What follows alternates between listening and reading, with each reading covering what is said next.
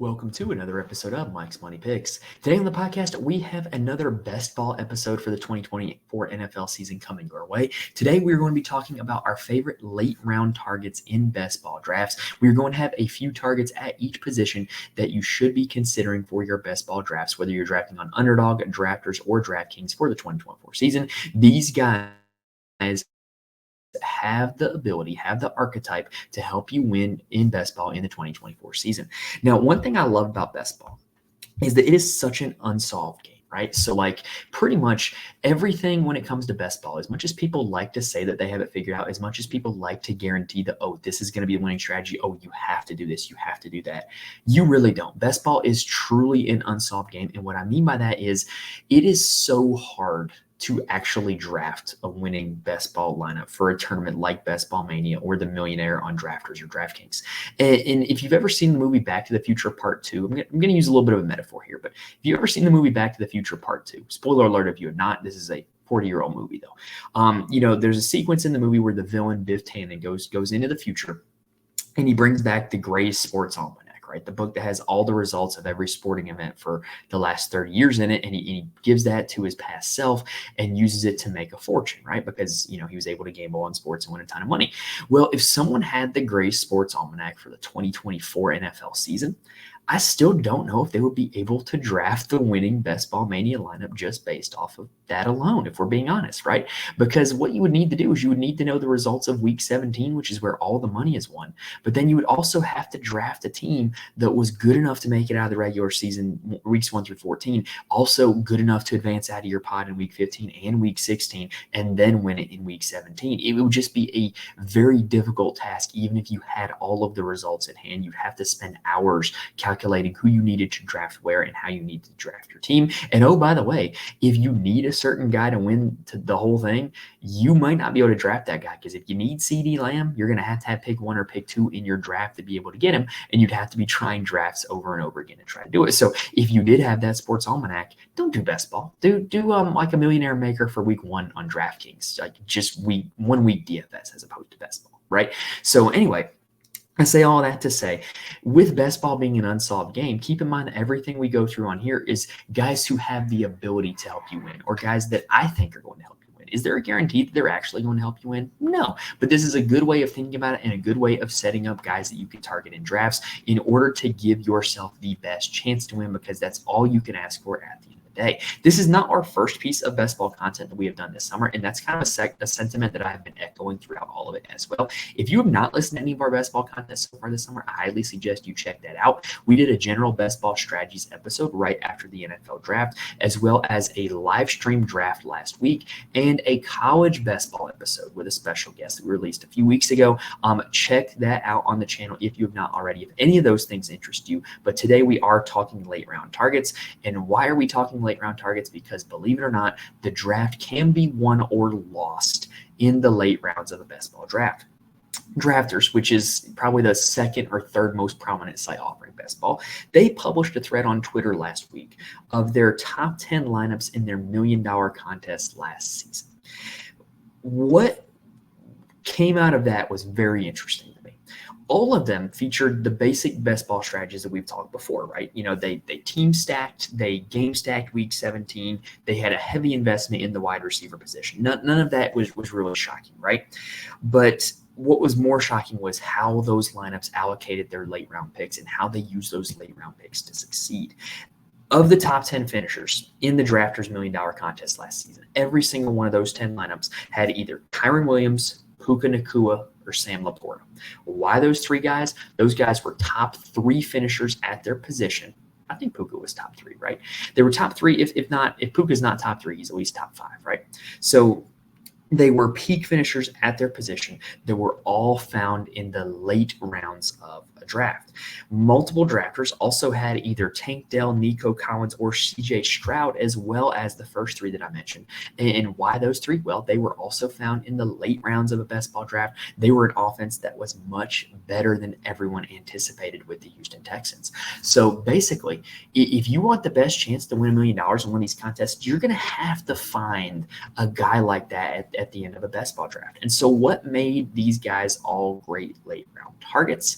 Well, Well, we're going to talk about that, and we're going to talk about who might fit the mold this year here on this episode today. So if you like what you're seeing here on this channel so far, go ahead and hit the like button for this video on YouTube, rate and review on the audio feed as well. It helps me out a ton when you guys do that. And if you have not already, go ahead and subscribe to the audio feed as well as to the YouTube channel. But we're going to go ahead and dive into the archetype of what makes a great late round target. And then we're going to talk about my favorite late round best ball targets for the 2024 season.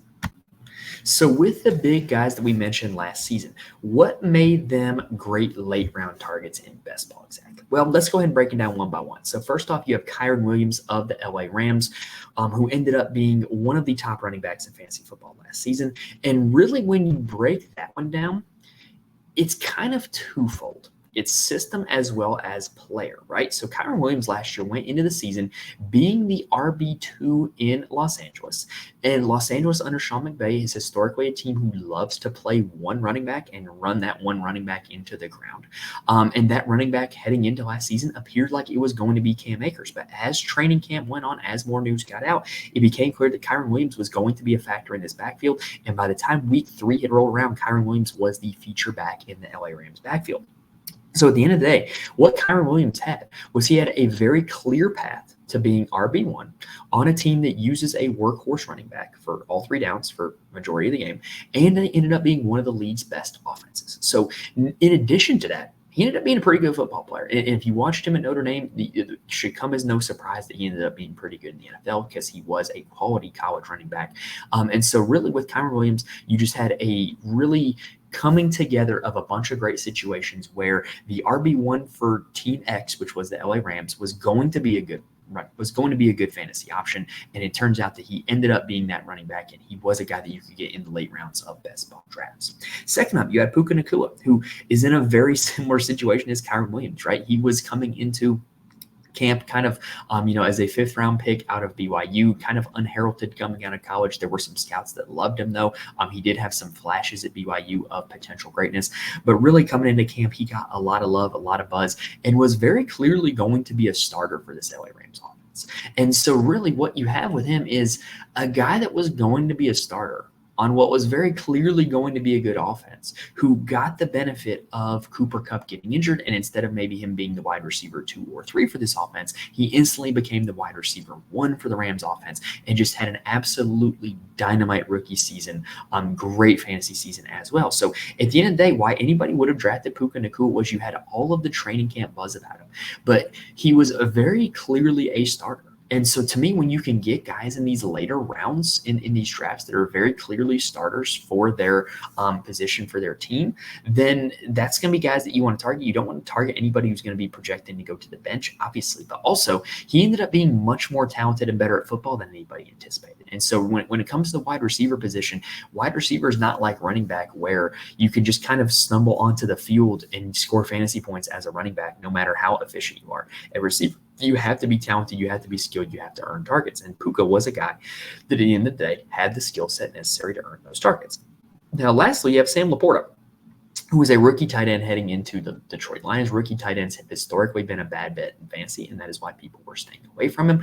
But again, much like with Puka Nacua, he was stepping into a starting role on a good offense on a team that had a clear lack of target earners. On the Detroit Lions last year, you had only one proven commodity at the wide receiver position, which was Amon-Ra St. Brown. The rest of the targets were going to be up for grabs. And guess what? A lot of them went to Sam Laporta. And so when you're evaluating these late round targets, sometimes there being a lack of returning targets or a lack of target earners in an offense can mean more for the guys that are going to be coming into that offense. And then lastly, you have the triumvirate of Houston Texans, Tank Dell, Nico Collins, and CJ Stroud. And quite simply, that offense was a lot better than anyone expected it to be. Now, why was that the case? Well, the Houston Texans were a terrible team in 2022, coming into the season with a lack of a clear wide receiver 1. They were also coming in with a brand new head coach in D'Amico Ryans, who had a brand new offensive coordinator in Bobby Slowick.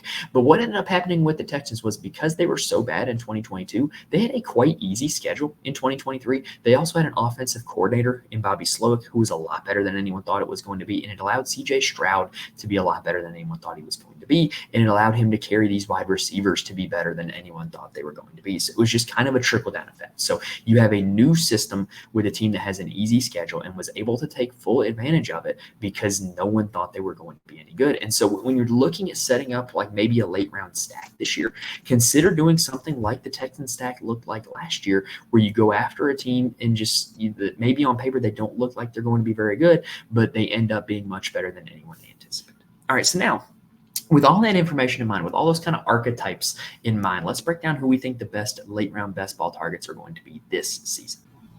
All right, so the order that it makes sense the most in my mind to go with is a by position. And so our late round quarterback that we're going to be targeting is going to be Bryce Young of the Carolina Panthers. Now, it is no secret that Bryce Young was not good in his rookie season. He ranked quarterback 29 in fantasy points per game. He only had 2 games all season above 15 fantasy points, only 2 games all season where he finished in the top 15 quarterbacks for any given week. It's not good. It's not promising. Carolina Panthers also awful last season, also projected to be awful this year. But I think that the sour taste that Bryce left in everyone's mouth last season is carrying on over into his current draft position, I guess you could say, in the 2024 season. Bryce Young is currently being drafted as quarterback 25 with an ADP of 190 with a 16th round pick being worth it. And honestly, I've seen drafts where Bryce Young fell to even the 17th round a little bit later on. Now, we know that it's no secret he wasn't great as a rookie, right? But like I said, being drafted as quarterback 25. And to me, when he only finished as quarterback 29 last year, you know this team is absolutely not going to bench him. I think that he's being drafted at his floor, and certainly the range of outcomes are much higher this year than they were last year. Simply put, the Carolina Panthers offense cannot be worse than it was last season. They did Bryce a lot of favors by going out and drafting Xavier Legette, signing Deontay Johnson in free agency, also drafting running back Jonathan Brooks to shore up the run game, and drafting tight end Jatavion Sanders out of Texas to help give Bryce another capable pass catcher as well. They also added interior offensive linemen in free agency. Simply put, this is just an exponentially better offense than what Bryce Young was surrounded in his rookie season with just a bunch of wide receivers who had no ability to separate. And really, the offensive coordinator change, I think, is going to be great for Bryce Young as well. The Carolina Panthers hired Dave Canales to be their head coach, and Dave Canales the last 2 seasons has been in Seattle in 2022, Tampa in 2023, and he has been very much a quarterback career resurrector in those 2 places. In 2022 in Seattle, Geno Smith, who was pretty much out of the league beforehand, ranked as QB 8 in fantasy points per game. Last year, Baker Mayfield, who was, again, pretty much on the verge of being out of the league beforehand, ranked as QB 17 in fantasy points per game. So if Dave Canales can resurrect the careers of Baker Mayfield and Bryce Young, or Baker Mayfield and Geno Smith, who's to say that he can't do the same thing for Bryce Young, who, by the way, was still the #1 drafted quarterback out of college, and no one really complained about it. He was very clearly a gifted, talented prospect.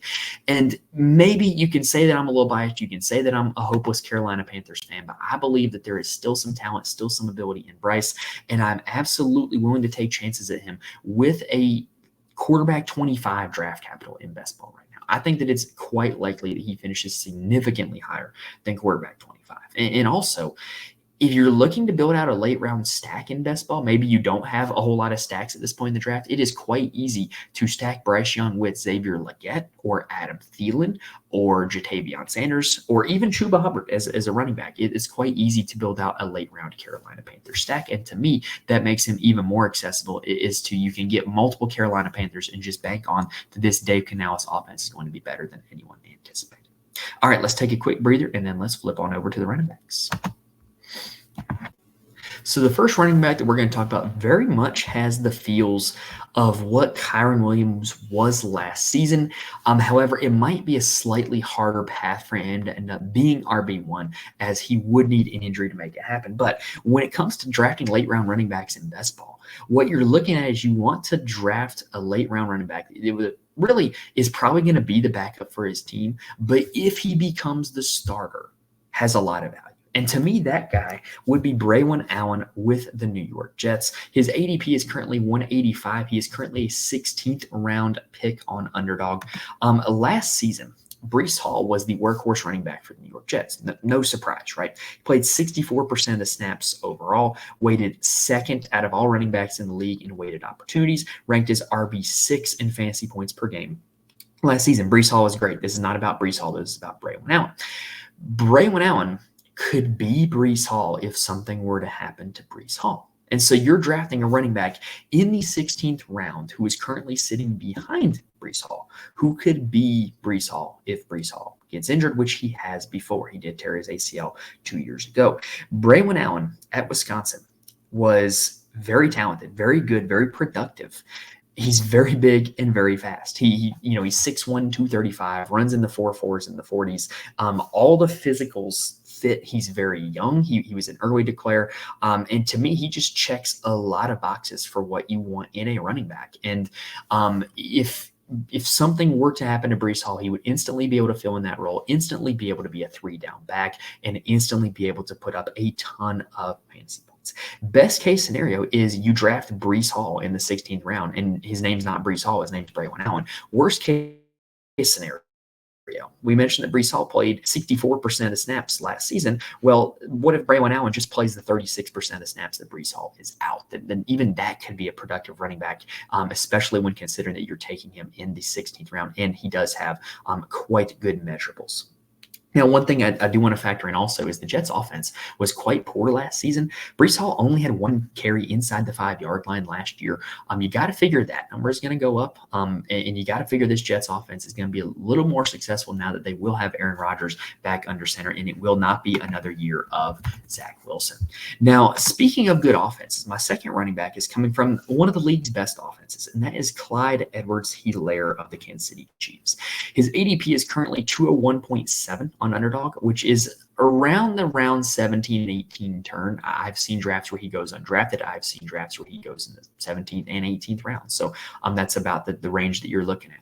Now, last season for the Chiefs, Isaiah Pacheco played 61% of snaps. Most of the remaining 39% of snaps went to Jerick McKinnon. Jerick McKinnon is no longer a Kansas City Chief. The RB2 in Kansas City is back to being Clyde Edwards-Helaire, who, oh, by the way, back in his rookie season in 2020 was quite effective, was running back 20 in fantasy points per game as a full 3-down back. So basically what you're looking at right now is a situation where if Clyde Edwards-Helaire is just Jerick McKinnon and what Jerick McKinnon has been to the Kansas City Chiefs for the last few years, which is a explosive play, design play, receiving back, and 3rd-down back, then Clyde Edwards-Helaire has a lot more value than where he's being drafted at right now. And currently he does slate for that role. There's nobody else that's going to be there that's going to take away that role for him. At his best, Clyde Edwards-Helaire could be a running back 1B to Isaiah Pacheco, or if Isaiah Pacheco gets injured, could be back to the 3-down workhorse back that he was in the 2020 season when he was a rookie. So Clyde Edwards-Helaire, I think he has the right combination of guaranteed role coming out the gates with there being no Jerick McKinnon in Kansas City, but also the upside that if Isaiah Pacheco does get hurt, or if this team does go to a more running back by committee approach because they're more in it for the long haul, he can give you instantly a ton more value than where he's being drafted at in the 17th or 18th round. All right, let's take a quick breather and then let's talk about the passing. As we mentioned in the introduction, the wide receiver position is a little more difficult to project for these late round guys in best ball. And the reason being because the guy have to earn targets, right? It's not like running back where you can just be out on the field and literally be given the football and have the opportunity to score fantasy points. No, you have to go out there, you have to beat a defense, you have to get open, and you have to catch the football. You have to have some talent to be a productive NFL wide receiver. So when I look at drafting late round wide receivers, I either want to look at receivers who I know are very talented or receivers who I know can fill in a role that is much better than what you're looking at in terms of where they're being drafted. And so that guy right now for me, this is a bold take. This is something that not a lot of people have. One of my favorite late round wide receivers right now is Chase Claypool of the Buffalo Bills. And so why is a guy that has bounced around the league one of my favorite wide receivers? Well, Chase Claypool has shown it on an NFL field. In his rookie season of 2020, he was a top 30 fantasy wide receiver. Not a lot of guys down here in this range can boast that. Not a lot at all. And also, not a lot of guys down here in this range are in one of the NFL's best offenses, which we do expect the Buffalo Bills to be. And oh, by the way, this offense has to replace all of the targets for Stephon Diggs and for Gabe Davis. So if Chase Claypool can just come in and fill in for the Gabe Davis role of a big-bodied, big-play wide receiver, which is what he was his first 2 years in Pittsburgh, then Chase Claypool can absolutely smash his ADP right now. And because of that, he is a guy who I am drafting late round in best ball drafts. And really, is there a little bit of risk in this because of how much the guy has bounced around the league? Yeah. Is there a little bit of risk in the fact that we have no idea what Buffalo's depth chart is going to look like at the wide receiver position? Yeah. But it's risk with upside. And I think that Claypool, when you look at what he's done in his NFL career, boasts some upside that not a whole lot of guys down here can tout in late rounds in best ball drafts. Now, my second guy is going to be Jauan Jennings of the San Francisco 49ers, who currently has an ADP of 215 on Underdog. Now, here is the thing with Jauan Jennings. He is currently not exactly a lock to be a starter in San Francisco. However, they did sign him to a more long-term contract, so he will be there for a few years. That we know is certain, so he's going to be on the roster. But when we talk about 3 wide receiver sets right now for San Fran, we don't know if it is going to be Debo, Ayuk, Jennings, or Debo, Ayuk, Pearsall, or some combination of the two, right? What we do know is this. Brandon Ayuk has requested a trade.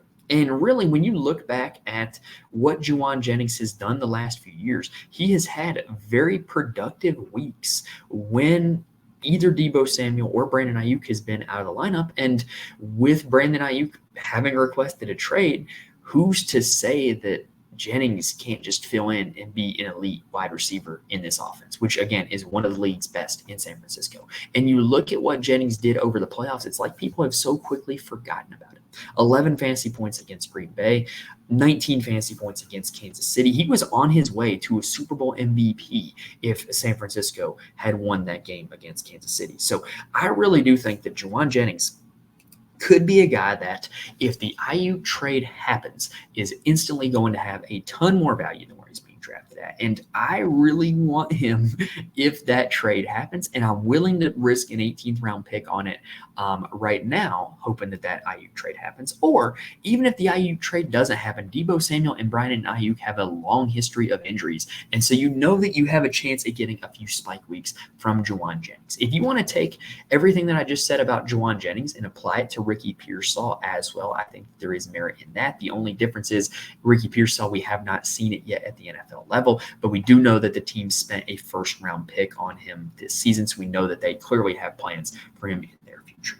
Now, the last one is that I'm going to pick, and this one might be a little bit too easy. It's going to be Demarcus Robinson, whose current ADP is 180 on Underdog, which is the end of the 15th round.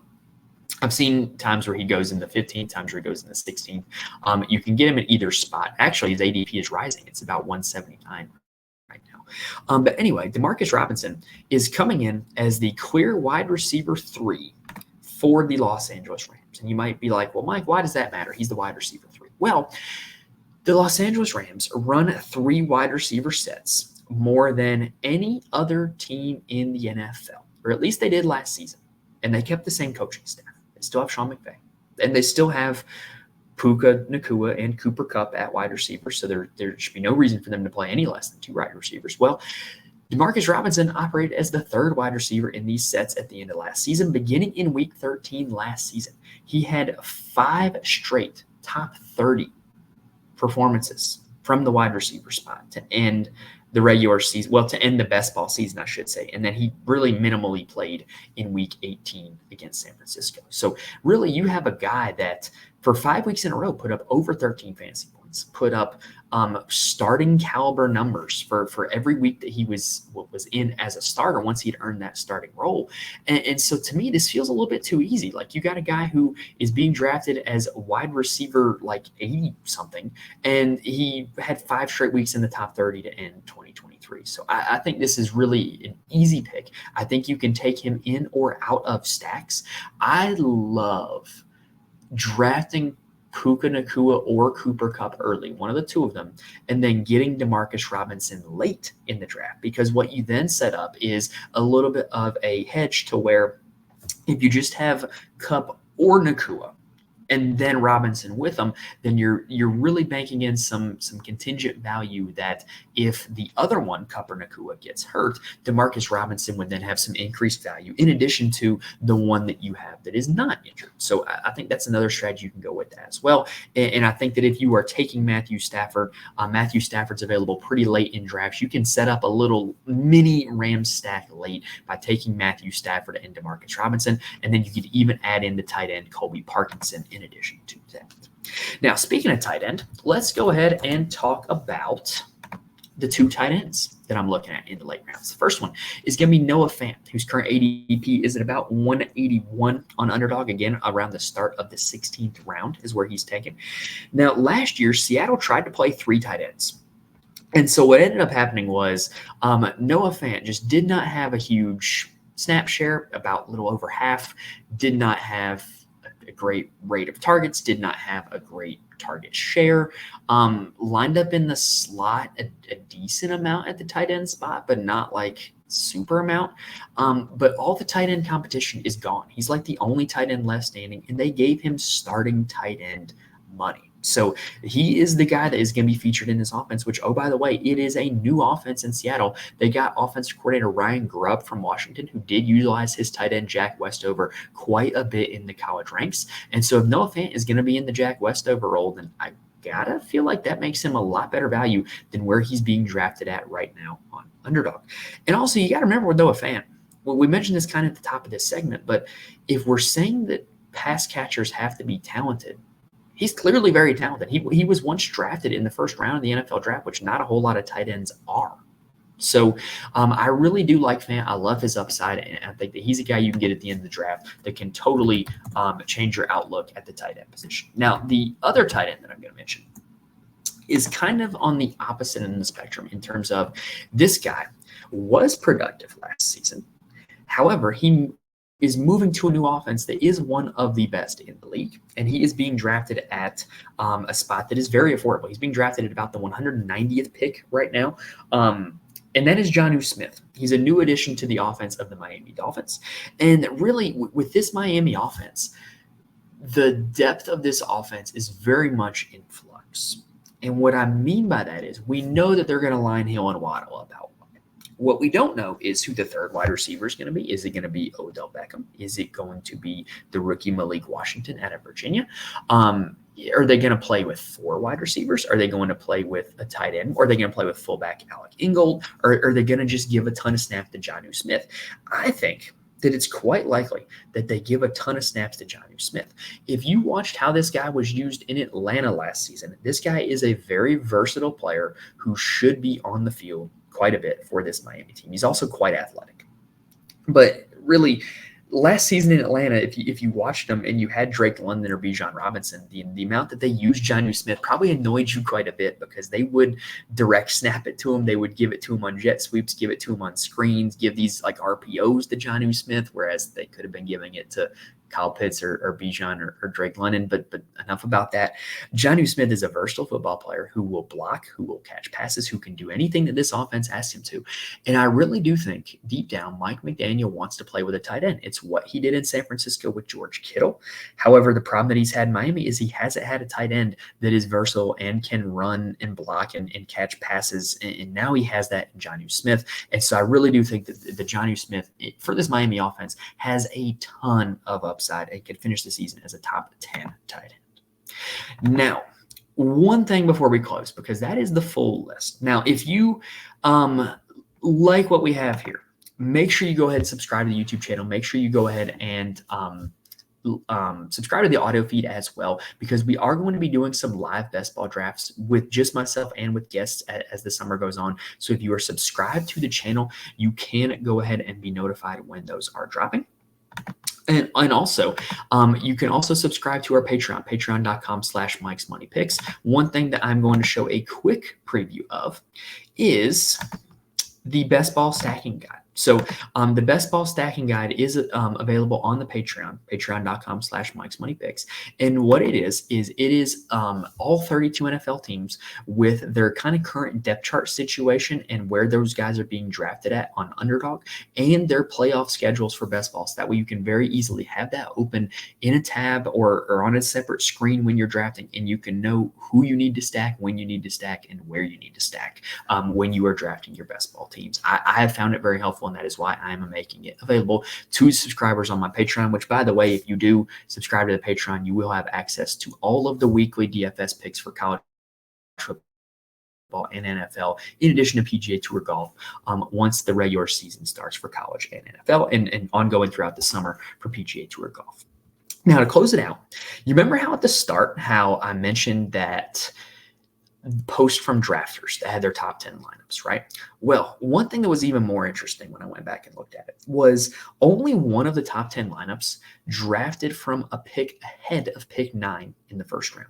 Another way of wording that, 9 of the top 10 lineups drafted from the back end of the first round, pick 9 or later. And so what that means is this: we don't know what's going to win this season in best ball. We just don't.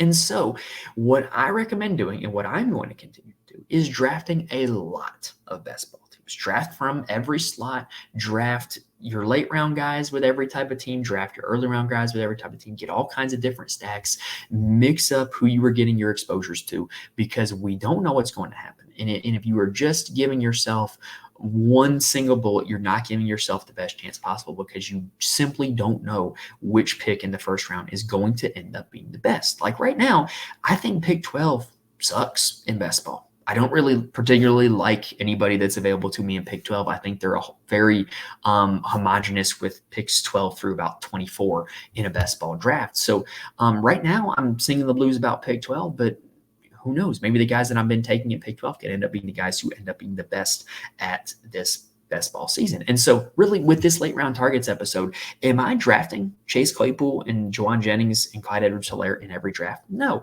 but these are guys that I'm making sure to go out of my way to draft in and out of stacks at the end of drafts that I like, that I'm going to be having exposure to. I'm going to be having more exposure to than the average player, for sure, on every guy that I've listed here on this episode. And so that is going to do it here for this episode at Mike's Money Picks. Again, make sure you like and subscribe. Please do that. It helps me out a ton. Subscribe so that you can be back with us for the rest of all the best ball content that we're going to have coming your way for the rest of the summer. But hopefully this episode was able to give you guys plenty of good information, plenty of good things to think about in terms of what you need to be looking for a late round best ball target, as well as who you need to be looking for a late round best ball target. So hopefully I was able to help you guys a little bit on that. Best of luck to you as you draft all your best ball teams here this summer. Thank you guys for watching and listening to this point, and I will see you guys next time.